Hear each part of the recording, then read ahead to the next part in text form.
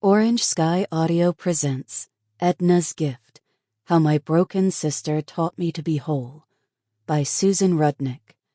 Narrated for you by Kristin James.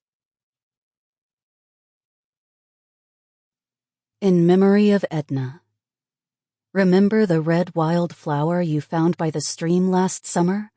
Vibrant, delicate, rare, and so hidden from my eyes? You are that rare flower, and the one who finds one. And for all my MRKH sisters everywhere. There's a blaze of light in every word. It doesn't matter which you heard, the holy or the broken hallelujah. Leonard Cohen. Prologue. On the day of the fire drill, it became clear that my sister Edna was different from other people, different from me. I was 7, Edna was 6.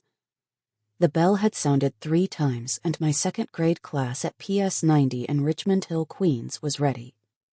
We stood at our desks waiting for Miss Kruger to tell us to get in line with our partners. She reminded us that there was to be no talking. We were to move quickly down the hall and outside, and then stand in line in the schoolyard until the fire drill was over. Before we went back inside, I looked for Edna, but I couldn't see her. That's because while the rest of the school waited in the yard for the drill to be over, Edna sat alone in her first grade classroom. She couldn't button her coat by herself or walk as fast as her classmates. Her teacher, Mrs. Dawkins, didn't want to spoil her speed record and risk not getting the class commendation, so she'd left Edna behind. "What happened?" I asked Edna at the supper table. "I waited," was all she said. My sister Edna was both the most comforting and the most maddening person I'd ever known.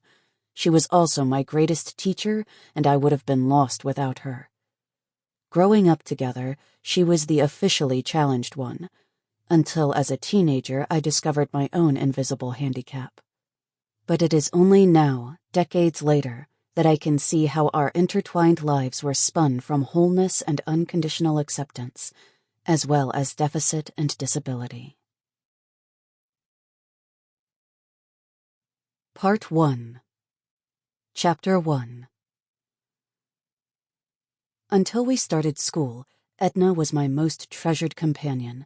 We shared blue eyes and Buster Brown haircuts, and almost every night I crawled into her bed. With her soft skin, she was so cuddly, so squeezable. I felt safe when I... Sample complete. Ready to continue?